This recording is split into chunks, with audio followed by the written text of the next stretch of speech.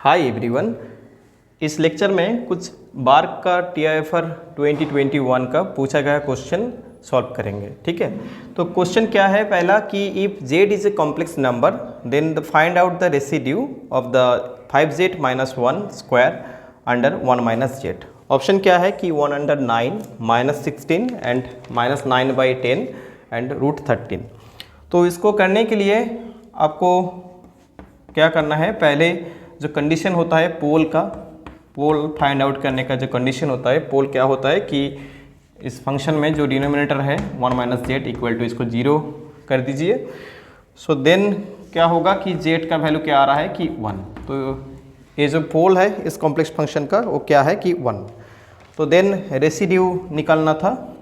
तो रेसिड्यू का जो प्रॉपर्टी होता है कि रेसिड्यू इक्वल टू क्या होता है कि limit of Z tends to, इस पे कौन सा पॉइंट होगा कि 1, पोल मिल रहा है 1 पॉइंट पे, सो जेड टेंस टू 1 एंड उसके साथ z minus 1 and this is F Z. Okay, so here F Z is 5z minus 1 square under 1 minus Z. इस फंक्शन का जो वैल्यू है यहाँ पे पुट कर दीजिए कि लिमिट z टेंस टू 1 और z माइनस 1, और यहाँ पे जो फंक्शन गिवन है कि 5z माइनस 1 इसका स्क्वायर अंडर 1 माइनस जेड। ठीक है,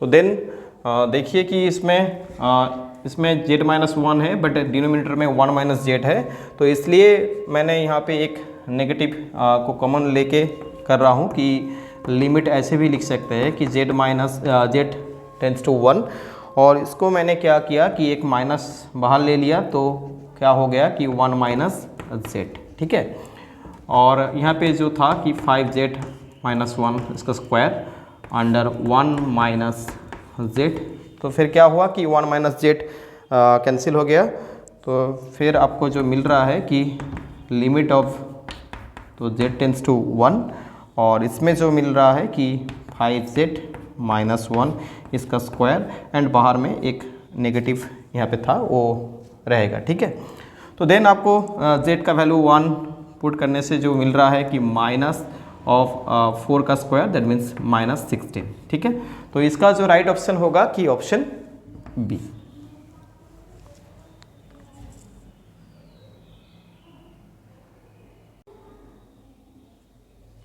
नेक्स्ट प्रॉब्लम ए वेक्टर से पूछा गया था कि द वेक्टर्स, 4 वेक्टर गिवन है कि 1 2 3 1 0 0 0 1 0 0 0 1। बोला गया है इस 4 वेक्टर में कौन सा रिलेशन चल रहा है कि लीनियरली डिपेंडेंट है ये 4 vector, linearly independent, orthogonal and none of this. तो पहले देखिए कि लीनियरली डिपेंडेंट होने का जो कंडीशन होता है लीनियरली डिपेंडेंट, कि आपके पास, आप मान लीजिए कि ABC 3 वेक्टर है, तो आप कोई भी एक वेक्टर को बाकी 2 वेक्टर के लीनियर कॉम्बिनेशन में लिखेंगे तो ये इक्वल आएगा। तो क्या होता है कि ये 3 वेक्टर लीनियर डिपेंडेंट होता है। जैसे यहाँ पे मैंने कंसिडर किया कि ये जो वेक्टर है ये एक्चुअली ए वेक्टर है, तो इसको मैंने बी वेक्टर, सिमिलरली ये सी वेक्टर और इसको डी वेक्टर मान लिया। ठीक है, तो देखिए इसमें मैं ट्राई कर रहा हूँ कि एक वेक्टर को बाकी जो वेक्टर है उसका लीनियर कॉम्बिनेशन में लिखने का। तो देखिए मैं ए वेक्टर इक्वल टू ऐसे यहाँ पे लिख सकता हूँ कि A B vector plus 2c vector plus 3d vector.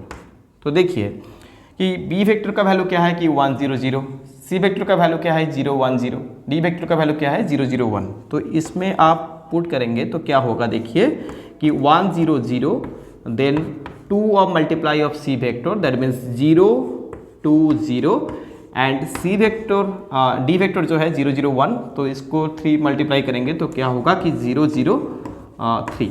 तो इसको ऐड कर दीजिए तो क्या आ रहा है, देखिए कि ये i वाला कंपोनेंट है तो 1 plus 0 that means 1, and j वाला कंपोनेंट जो है 2 और k वाला जो कंपोनेंट है वो 3। तो क्या मिल रहा है कि 1 2 3।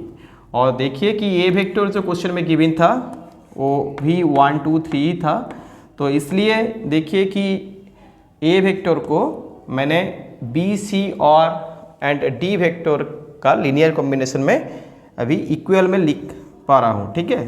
तो इसलिए क्या है कि ये जो सेट था ये क्या है कि लीनियर डिपेंडेंट वेक्टर्स है सारे, ठीक है।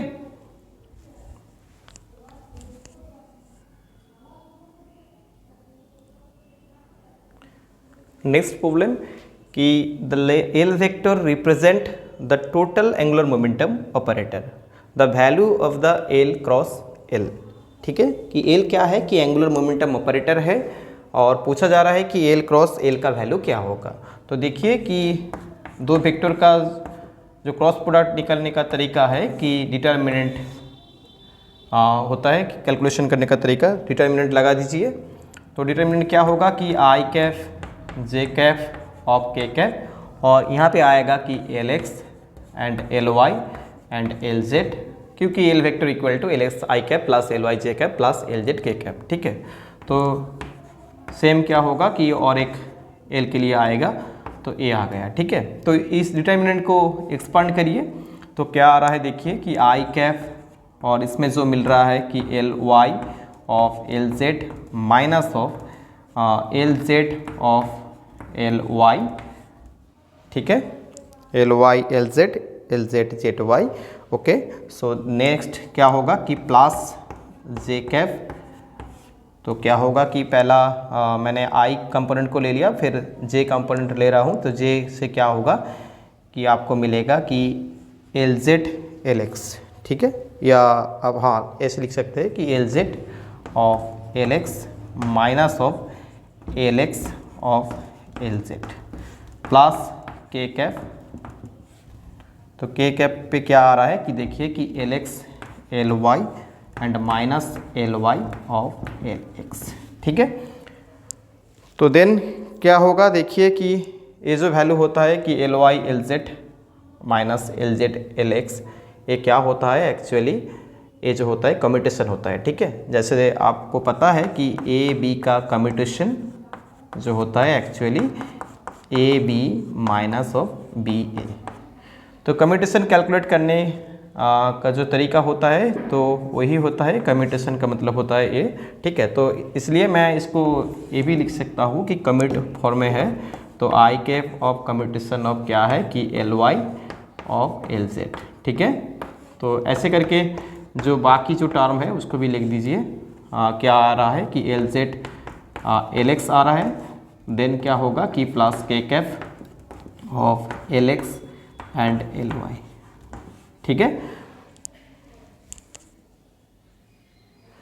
तो देन क्या होगा, देखिए कि इसका वैल्यू जो आता है, ये जो वैल्यू आता है इस साइक्लिक रूल मन चल रहा है तो मन के चल रहा है, तो इसलिए क्या होगा कि आई एज कट क्या होता है कि I as cut of L X आएगा यहाँ पे, ठीक है। वाई जेड तो क्या आएगा कि एल एक्स, और इसमें क्या है जेड एक्स, तो इसमें जो आएगा I as cut of L Y, ठीक है।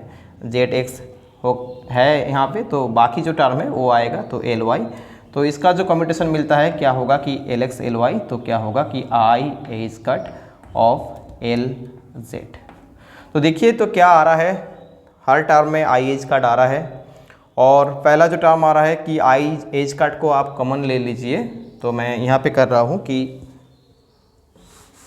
देखिए मैं यहाँ पे जो टर्म आ रहा है तो हर टर्म पे आई एज कट आ रहा है, तो इसको कॉमन ले लिया। तो देन क्या आ रहा है, तो कॉमन लेने से कि L X I cap plus L Y Y cap J cap and L Z of K cap. तो इसका मतलब है ये जो होता है ये एक्चुअली एंगुलर मोमेंटम वेक्टर होता है, तो इसलिए इसका जो रिजल्ट आएगा कि आ रहा है एक्चुअली तो I as cut of L Z vector, ठीक है। तो इसका आंसर जो होगा option D.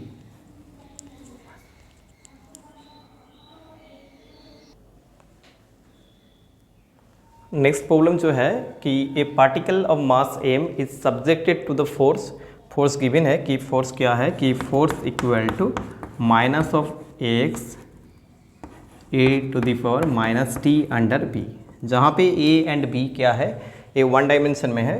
Hair A and B are the positive constant, what is the Hamiltonian of the system. पूछा गया है कि फोर्स गिवन है, आपको पूछा जा रहा है कि हैमिल्टोनियन क्या होगा, और इसमें जो एक्स एंड पी यूज किया गया है वो क्या है एक्चुअली, वो है actually coordinate, conjugate coordinate and momentum respectively of the system. ठीक है, तो क्या है कि आपको हैमिल्टोनियन पूछा गया है। तो हैमिल्टोनियन क्या होता है कि हैमिल्टोनियन इक्वल टू होता है टी प्लस भी।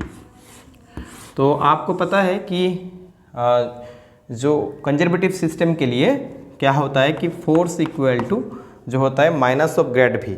ठीक है, कि for the conservative system force equal to होता है माइनस ऑफ ग्रेड ऑफ भी। ठीक है, तो ये लगा के आप भी कैलकुलेट कर लीजिए पहले। तो इसमें मैंने यहाँ पे क्या लगाया कि कंजर्वेटिव सिस्टम पे क्या लिखा जाता है कि force equal to minus of grad V, इसको यूज करके भी कैलकुलेट करूँगी। तो देखिए भी कैसे आएगा, तो भी क्या आ रहा है, तो भी इक्वल टू आ रहा है minus of integration of F of D X, क्योंकि देखिए कि एफ इक्वल टू होता है minus of D V under D X.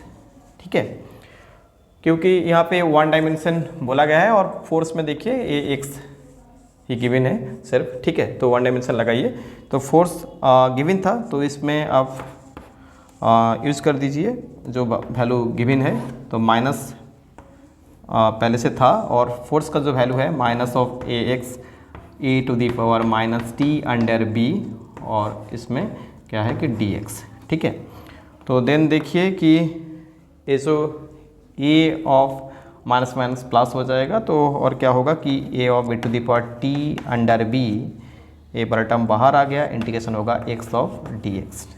ठीक है, तो देन इसका जो इंटीग्रेशन आ रहा है कि एक्स स्क्वायर अंडर टू, तो क्या होगा कि A of A to the power T under B और उसके साथ एक्स स्क्वायर और डिवाइडेड बाई टू, ये क्या आ गया कि पोटेंशियल एनर्जी। ठीक है, और आपको ये मालूम है कि हैमिल्टोनियन क्या होता है कि टी प्लस भी होता है। ठीक है, तो टी क्या होगा कि मास पार्टिकल है, एक मास पार्टिकल है जिसका मास एम गिवन है। तो काइनेटिक एनर्जी जो होता है कि P square under 2m, and उसके साथ जो पोटेंशियल एनर्जी जो आ रहा है कि A of A to the power minus of T B T under B of X square under 2। ठीक है, तो देखिए कि कौन सा ऑप्शन इससे सही आ रहा है। तो देखिए कि सेम जो आ रहा है कि P square under 2m plus 1/2 A square A to the power minus T under B of X square. तो देखिए A X square of T under B, तो ऑप्शन जो है यहाँ पे शायद डी, हाँ तो डी में करेक्ट है। ठीक है, देखिए डी में क्या है कि P square under 2m plus half A X square E to the power minus T under B. तो सिर्फ आपको क्या करना था कि पोटेंशियल एनर्जी को कैलकुलेट करिए। कंजर्वेटिव सिस्टम का जो कंडीशन होता है कि फोर्स इक्वल टू होता है माइनस ऑफ ग्रेड भी, उसको लगा के आप पोटेंशियल एनर्जी कैलकुलेट करिए। और हैमिल्टोनियन का मतलब होता है total energy of the system, that means Hamiltonian equal to T plus V लगा दीजिए। तो इसका आंसर जो आ रहा है ऑप्शन डी।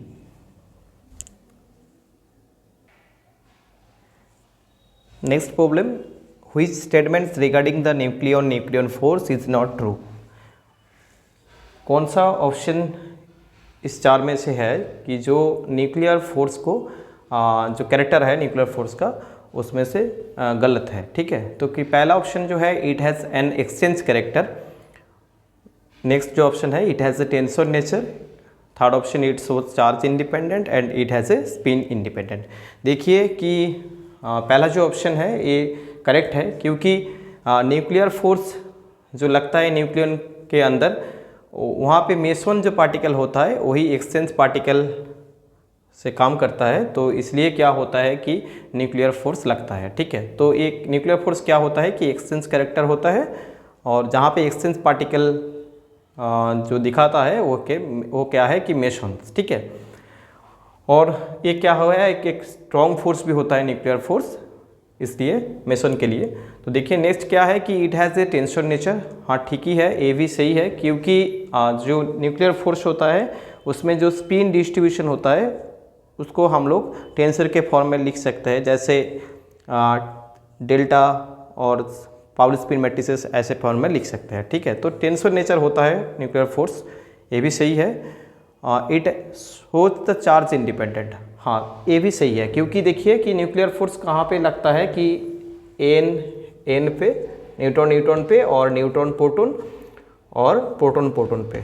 बट न्यूट्रॉन जो होता है न्यूट्रल होता है, और यहाँ पे देखिए प्रोटॉन प्रोटॉन के अंदर जब ये इंटरेक्शन होगा तो इसमें रिपल्सन होगा, ठीक है, सेम टाइप के चार्ज के लिए चार्ज आप कंसिडर करें तो।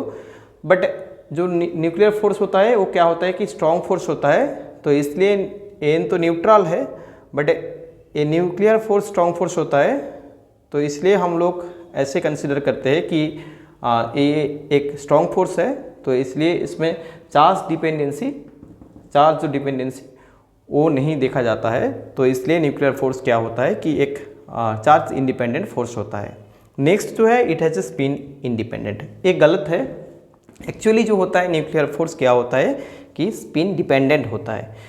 देखिए इसको मैं थोड़ा सा यहाँ पे डिस्कस कर रहा हूँ कि देखिए कि दोनों न्यूट्रॉन मिलके एक फोर्स होगा, ठीक है, जैसे डाई न्यूट्रॉन होता है, ठीक है, डाई प्रोटॉन होता है, ठीक है, और जैसे एक प्रोटॉन न्यूट्रॉन मिलके एक न्यूट्रॉन बनाता है, ठीक है।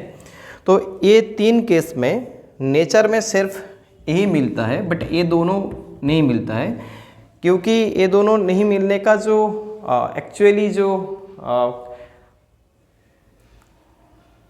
एक्चुअली जो इसमें जो इशू है ना वो क्या है कि इसमें स्पिन डिपेंडेंसी आता है, ठीक है। देखिए पहला क्या है कि आपका ये न्यूट्रॉन जो प्रोटॉन है कि ये दोनों फर्मियन है, तो इसलिए ये दोनों क्या शो करेगा वेव फंक्शन एंटीसिमेट्रिक। तो ये डाई न्यूट्रॉन और डाई प्रोटॉन में क्या होगा कि एंटीसिमेट्रिक नहीं शो करता है, सिर्फ न्यूट्रॉन के लिए ये क्या होता है कि स्पिन डिपेंडेंसी जो होता है एंटीसिमेट्रिक दिखाता है, क्योंकि ये प्रोटॉन न्यूट्रॉन सारे फर्मियन पार्टिकल है, तो इसलिए न्यूक्लियर फोर्स जो होता है स्पिन डिपेंडेंट होता है।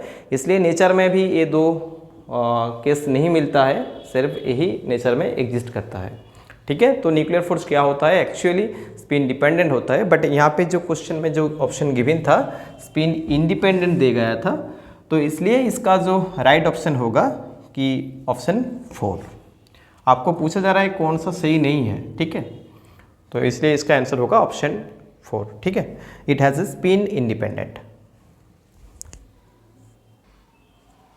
Next problem, A radioactive element thorium can undergo alpha and beta a type of the disintegration with the half life T1 and T2 respectively. तो पहला क्या है कि एक टाइम पीरियड T था, तो उसमें से डीके हो रहा है, तो देखिए कि डीके कांस्टेंट कंसिडर करिए कि लैम्डा 1 और नेक्स्ट क्या हुआ कि 2 हो गया कि लैम्डा 1 एंड लैम्डा 2, और पहला जो था कि लैम्डा, ठीक है। डीके प्रोसेस के लिए मैंने कंसिडर किया कि लैम्डा से लैम्डा 1 प्लस लैम्डा 2 आ रहा है, ठीक है। तो फिर इसलिए तो यहाँ पे गिवन है ना कि हाफ लाइफ क्या होगा, क्या होगा थोरियम का मतलब है कि पहला क्या था, तो 2 डीके होने से जो T1 T2 मिल रहा है तो उसमें रिलेशन क्या आएगा। तो डीके कांस्टेंट होता है लैम्डा क्या होगा कि lambda equal to lambda 1 plus lambda 2, ठीक है। तो देखिए कि लैम्डा को आप टाइम पीरियड जो होता है हाफ लाइफ, उसमें जो रिलेशन होता है कि lambda equal to ln2 under T half, ठीक है। तो ऐसे लिखेंगे तो क्या होगा कि यहाँ पे ln2 अंडर T, पहला मैंने कंसिडर किया कि थोरियम का जो टाइम हाफ लाइफ था वो T था, तो देन क्या हुआ कि दोनों तरीके से डिसइंटीग्रेशन होने से तो एक बार लैम्डा 1 के समय T1 half life and lambda 2 के समय T2 हाफ लाइफ। तो इसलिए मैं इसको लिखूँगी कि ऐसे लिख सकते हैं कि ln2 अंडर T1 प्लस इसको भी लिख दीजिए कि ln2 अंडर T2, ठीक है। तो फिर इसको कैलकुलेट करिए, तो ln2 कैंसिल आउट हो गया, तो क्या मिल रहा है कि 1 under T equal to 1 under T1 plus 1 under T2, इसको एलसीएम करिए कि T1 T2 एंड देन यहाँ पे क्या आ रहा है कि T2 प्लस T1। तो आपको पूछा जा रहा है कि T क्या होगा, तो आपको पूछा जा रहा है T क्या होगा, तो T का वैल्यू जो होगा T1 T2 under T1 plus T2, जो ऑप्शन एक्चुअली डी में है, ठीक है। तो इसका जो राइट ऑप्शन होगा ऑप्शन डी।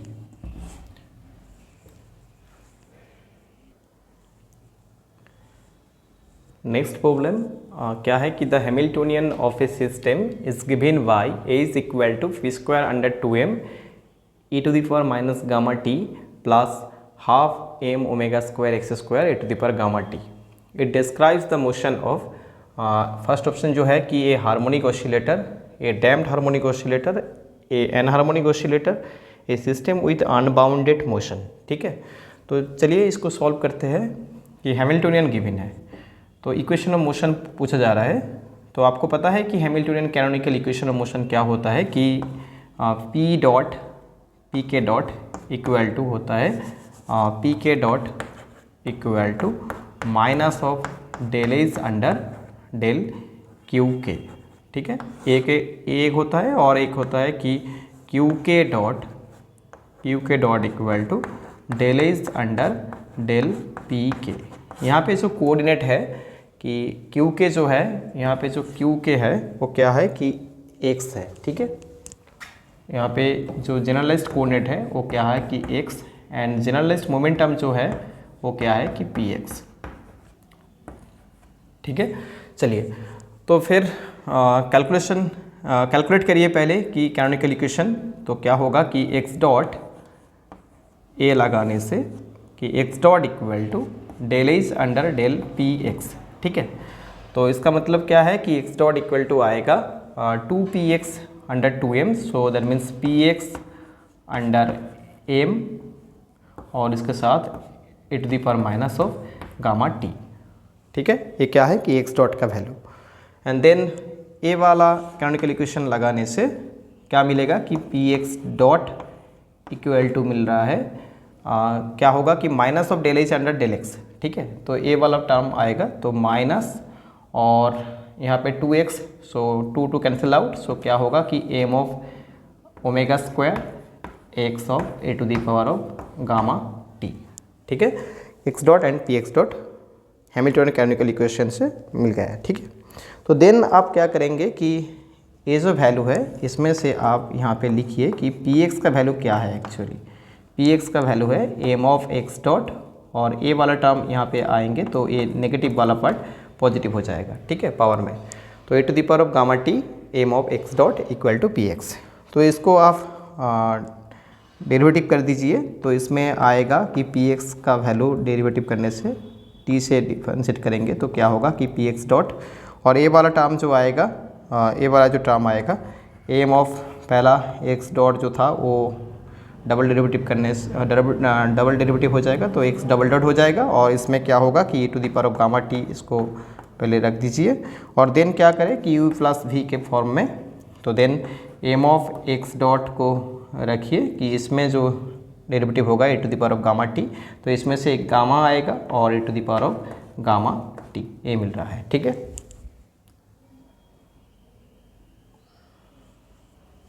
तो ये क्या है कि पी एक्स डॉट का वैल्यू जो मिला कि M X double dot e to the power gamma T plus M X dot of Y gamma and e to the power of gamma T.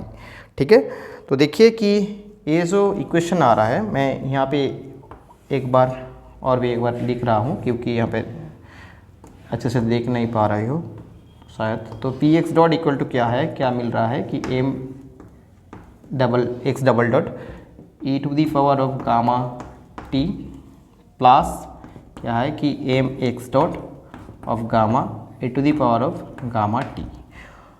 तो देन क्या करें कि ये जो पी एक्स डॉट का वैल्यू यहाँ पे कैनोनिकल इक्वेशन से मिल रहा था, इसको यहाँ पे पुट कर दीजिए।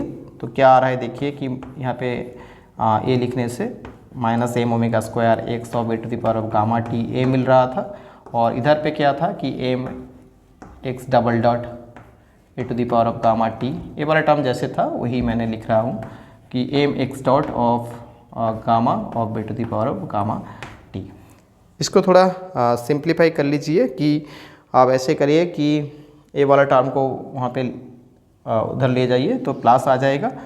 तो मैंने यहाँ पे ये प्लस कर दिया, तो ये टोटल इक्वल टू क्या होगा कि 0, क्या आ रहा है कि 0। तो देन क्या करेंगे कि M of A to the power gamma T, ये जो वाला टर्म है इसको आप क्या करें कि इसको डिवाइड कर दीजिए। तो क्या आएगा कि देखिए कि अभी जो आ रहा है तो x डबल डॉट इस टर्म से आपको जो मिल रहा है कि x डबल डॉट, ठीक है, क्या रहा है कि x डबल डॉट, एंड यहाँ पे जो मिलेगा कि m ओमेगा स्क्वायर, m चला जाएगा कि ओमेगा स्क्वायर ऑफ x सिर्फ रहेगा क्या कि ओमेगा स्क्वायर x, एंड यहाँ पे जो मिलेगा कि m e to the power gamma t। Okay, so then ये क्या आ रहा है कि गामा x डॉट, ठीक है, x डबल डॉट यहाँ से आ रहा है कि गामा x डॉट, एंड जो a वाला टर्म से आएगा कि plus of omega square x equal to 0। तो देखिए कि x double dot plus omega square x equal to 0, सिर्फ a आता कि x double dot plus omega square x equal to 0 तो क्या होता कि हार्मोनिक ऑसिलेटर होता। बट यहाँ पे एक क्या आ रहा है कि एक फर्स्ट ऑर्डर डेरिवेटिव वाला पार्ट आ रहा है, तो गामा x डॉट, तो इसलिए इसका जो राइट ऑप्शन होगा कि डैम्प्ड हार्मोनिक ऑसिलेटर को ये शो कर रहा है, ठीक है, तो इसलिए इसका आंसर होगा ऑप्शन बी।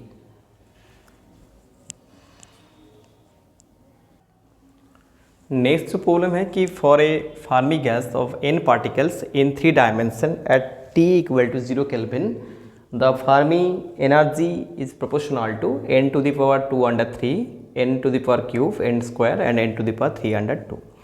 तो देखिए कि फर्मी एनर्जी का जो फॉर्मूला होता है, तो एक्चुअली क्या होता है कि फर्मी एनर्जी इन 3 डायमेंशन, यहाँ पे क्वेश्चन में गिवन भी है कि 3 डायमेंशन में पूछा गया था। तो फर्मी एनर्जी का फॉर्मूला जो होता है कि H cut square under 2m of 3 pi square of n whole over 2/3, जहाँ पे n जो होता है कि डेंसिटी होता है। डेंसिटी का मतलब क्या है कि number of particles under volume per unit volume पे, ठीक है। तो n छोटा n जो होता है क्या है कि डेंसिटी होता है, number of particles per unit volume. But आपको यहाँ पे क्वेश्चन में पूछा गया था कि number of particle capital N है, नंबर ऑफ पार्टिकल्स। तो आप यहाँ पे ये जो फर्मी एनर्जी था इसको आप कैपिटल N से लिखेंगे तो क्या होगा कि H cut square under 2m, यहाँ पे होगा कि 3 pi square of capital N under v whole over 2/3। तो आपको पूछा गया है कि आपको पूछा जा रहा है कि EF प्रोपोर्शनल टू N का प्रोपोर्शनलिटी क्या होगा। तो क्या होगा कि EF प्रोपोर्शनल टू क्या कि n to the power of 2/3। तो इसलिए इसका जो आंसर होगा कि ऑप्शन ए, ठीक है। नंबर डेंसिटी भी 2/3, n to the power small n to the power 2/3 and number of particles भी n टू द पावर 2/3। इसका करेक्ट आंसर है option A. Next problem, the canonical partition function for a gas system with n particles at the temperature T, volume V, pressure P is given by Z equal to partition function equal to 1 under n factorial a Vt to the power 2/3, Vt to the power 2/3 and whole over n, ठीक है। Where a is a constant, the equation of the state of the system, option जो है कि P V equal to 2/3 N K B T, P V equal to 3/2 K B T. Third option P V square equal to N K T cube, P V cube equal to N K T square.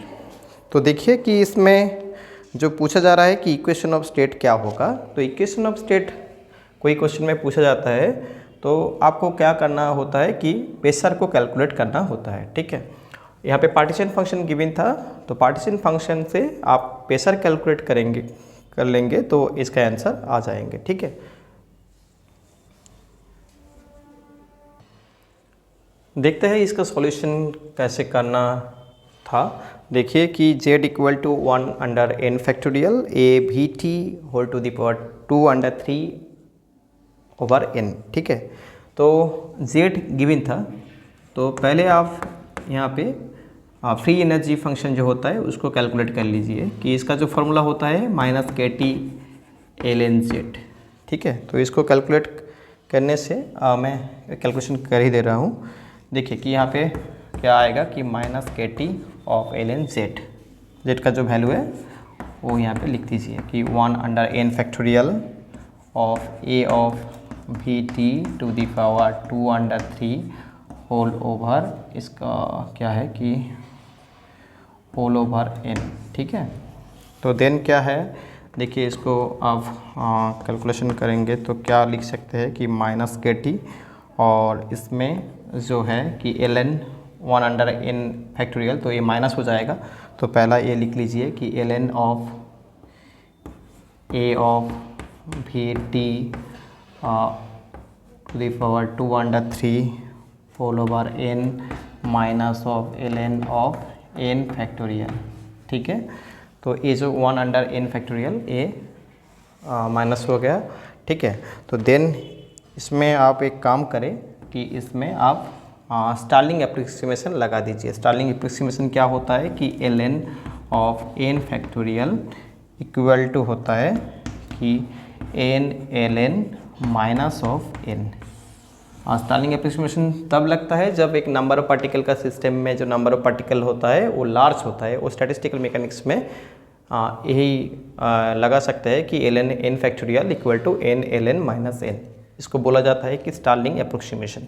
तो यहाँ पे लगा दीजिए तो क्या आ रहा है, देखिए कि माइनस ऑफ के टी, और इसमें जो था पहला जो टर्म था तो ये n को यहाँ पे लेके आइए कि n पावर में जो था n ln of a of V T whole over 2 under 3 minus of minus, और यहाँ पे जो फॉर्मूला में आ रहा है स्टार्लिंग एप्रोक्सीमेशन से तो n ln minus of n। ठीक है, तो क्या होगा, तो देखिए यहाँ पे कि माइनस ऑफ n बाहर आ गया तो n के टी ऑफ ln यहाँ पे जो मिल रहा है कि a of V T whole over 2 under 3 minus ये जो के टी यहाँ पे मल्टीप्लाई होगा तो क्या होगा कि माइनस यहाँ पे माइनस, तो माइनस जो होगा कि एक्चुअली ठीक है, तो यहाँ पे जो आ रहा है देखिए कि n के टी ln एंड देन यहाँ पे जो आएगा कि माइनस ऑफ n के टी। ठीक है,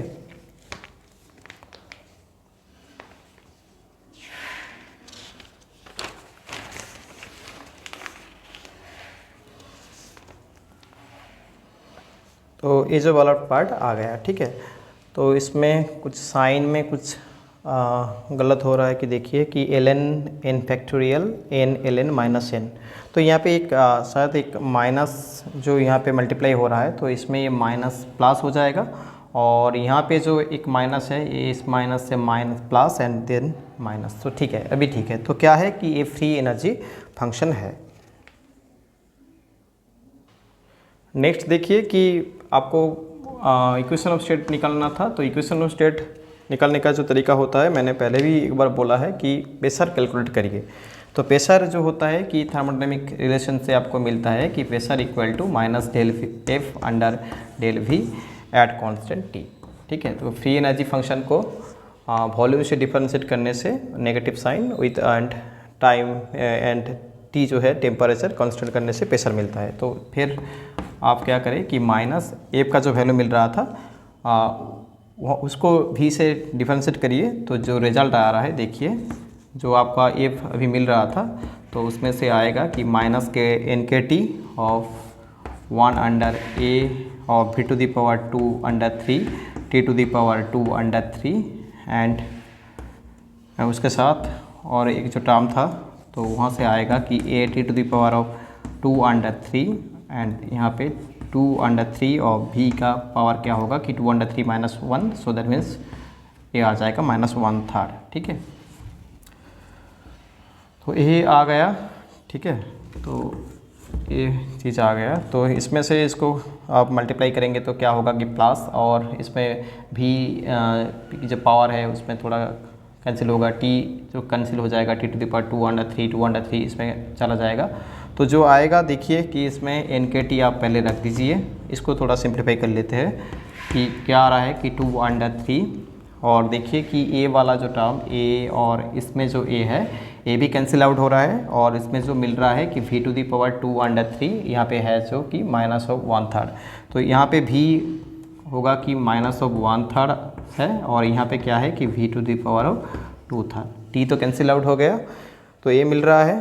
तो ये -1/3 को नीचे में लेके आएंगे v का पावर जो है, तो ये क्या होगा कि v हो जाएगा 2/3 प्लस 1/3, तो क्या होगा कि सिर्फ v आएगा। तो जो मिल रहा है 2/3 ऑफ n के t अंडर v आ रहा है। ठीक है, तो देखिए प्रेशर इक्वल टू a आ रहा है, तो p इस v को यहाँ पे मल्टीप्लाई कर देंगे तो p भी आ जाएगा। ये वैल्यू किसका आ रहा था, p का, तो p भी इक्वल टू क्या आ रहा है, तो 2/3 ऑफ n के t, जो आपका ऑप्शन ए में था। तो इसलिए इसका जो आंसर होगा ऑप्शन ए। नेक्स्ट जो प्रॉब्लम है कि an 8-bit digital analog converter has a full scale output of 2 milliampere and the full scale error of plus minus 0.5%. If input is 170, the range of the output is, option जो है कि 800 से 1200 micro ampere, second option 9902 1020 and third option 9942 1014, fourth option 19902 2010 micro ampere.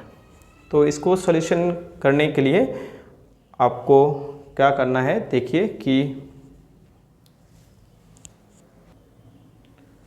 जो 8-bit यहाँ पे बोला गया है कि 8-bit digital to analogue converter, तो उसके लिए जो फुल स्केल आउटपुट होता है, कि फुल स्केल आउटपुट जो होता है वो क्या होता है कि आउटपुट एक्चुअली जो यहाँ पे गिवन है ना, ठीक है, तो ये चीज़ तो गिवन था कि 2 मिली एम्पियर, क्वेश्चन में कि गिवन है कि full scale output 2 milli ampere, और 8-bit के लिए जो कोई भी डिजिटल टू एनालॉग कन्वर्टर के लिए जो स्टेप साइज होता है, स्टेप साइज जो होता है वो क्या होता है कि output under 2 to the power n-1, n जो होता है वो बिट होता है। तो यहाँ पे जो क्वेश्चन में गिवन था कि 8-bit, तो इसलिए जो यहाँ पे स्टेप साइज हो रहा है कि आउटपुट गिवन था कि 2 मिली एम्पियर और यहाँ पे n का वैल्यू है 8-bit, तो इसलिए 2 to the power 8-1।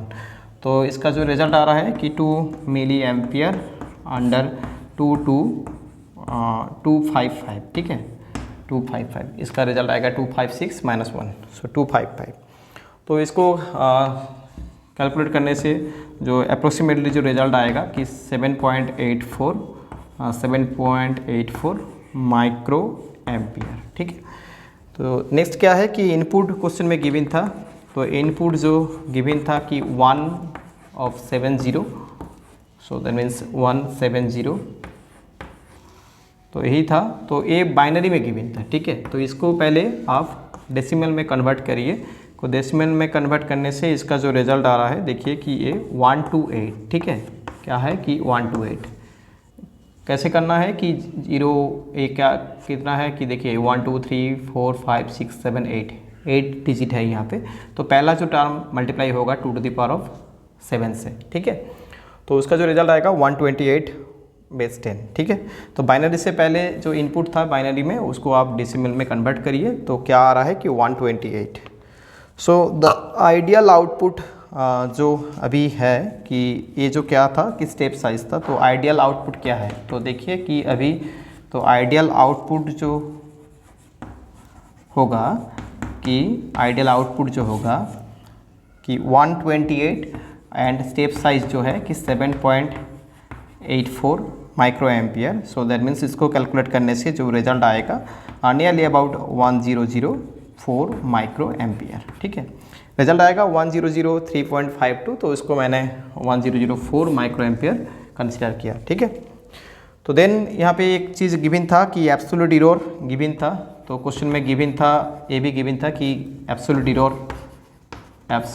एरर वो क्या था कि वो था एक्चुअली ±0.5%, और इसमें जो आउटपुट गिवन था कि 2 मिली एम्पियर क्वेश्चन में, तो इसलिए जो एब्सोल्यूट एरर एक्चुअली था तो इसको भी कैलकुलेट करने से जो आएगा कि 10 ± ऑफ जो आ रहा है कि ±10 माइक्रो एम्पियर, ठीक है। तो क्वेश्चन में जो पूछा गया था कि आपको निकालना था कि the range of the output, so hence the hence the range of the output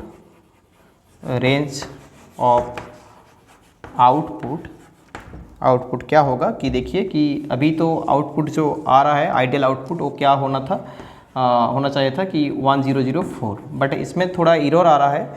वो क्या आ रहा है कि ±10 माइक्रो एम्पियर।